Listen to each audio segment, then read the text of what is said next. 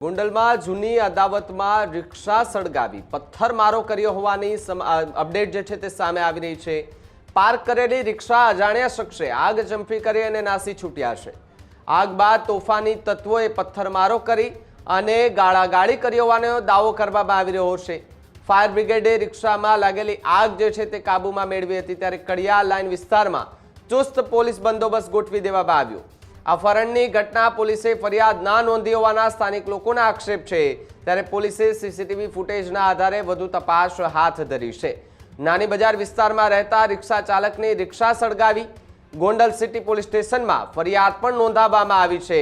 ત્યારે ફરિયાદી સાજિકભાઈ આમદભાઈ મીઠાણી એ રિક્ષા ચાલક છે, જેની રિક્ષા પર આગ ચંપી કરી અને તેની રિક્ષાને ખાખ કરી નાખવામાં આવી હતી, જ્યારે રિક્ષાના નંબર GJ3 3346 હોવાનું ફરિયાદમાં ઉલ્લેખ કરવામાં આવ્યો। ડોક્ટર બાબા સાહેબ આંબેડકર સ્ટેચ્યુ પાસે રિક્ષા જે છે તે પાર્ક કરેલી હતી।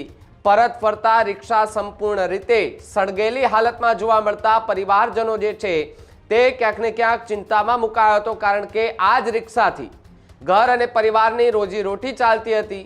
200-500 રૂપિયા જે વ્યક્તિ આ રિક્ષા ચલાવીને પોતાનું ઘરનું ગુજરાન ચલાવી રહ્યો હતો, તેની રિક્ષા કોઈ અસામાજિક તત્વોએ સળગાવી નાખી અને રિક્ષા જે છે તે બળીને ખાખ થઈ ચૂકી હતી। જોકે સ્થાનિકોએ તાત્કાલિક પોલીસ અને ફાયર બ્રિગેડની જાણ કરતા તાત્કાલિક ફાયર બ્રિગેડનો કાફલો ઘટના સ્થળે પહોંચ્યો હતો।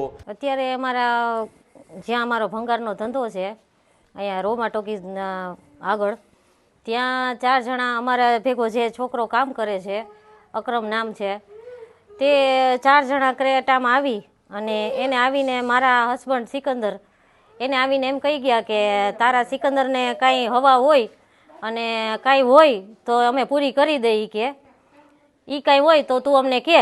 તો મારા ઘરવાળા ત્યાં હાજર નહોતા, એટલે ઓલો છોકરો કાંઈ બોલ્યો નહીં ને, તો એને 2-3 જણા અંદર હતા ભેગા, એ ખબર નથી કોણ છે, 3 જણા નામ હતા। એમાં એમ કીધું અમે ઈમલાના માણસો છીએ, ઈમલો કટારીઓ અહીંયા પંચપીરની ધારે રહે છે, એ કે અમે એના માણસો છીએ અને આને લઈને વયા ગયા, ખેંચીને જાળીને અંદર ગાડીમાં નાખીને વયા ગયા। એ છોકરાને અહીંયા લઈને એને બહુ માર્યો છે અને પોલીસ ચોકીમાં કેસ કરવા ગયા, તો ત્યાંથી છોકરાને ફોન કરાવડાવ્યો કે પોલીસ જો પોલીસને કહેશો ને ધમકી આપશો તો અહીંયા તને ગોળી મારી દઈશ। તો છોકરો બી ગયો, એની મમ્મીને કીધું કેસ પાછો લઈ લ્યો, કે મારે કાંઈ કરવું નથી, નહીતર હું અહીંયા ગોળી ખાઈને મરી જઈશ।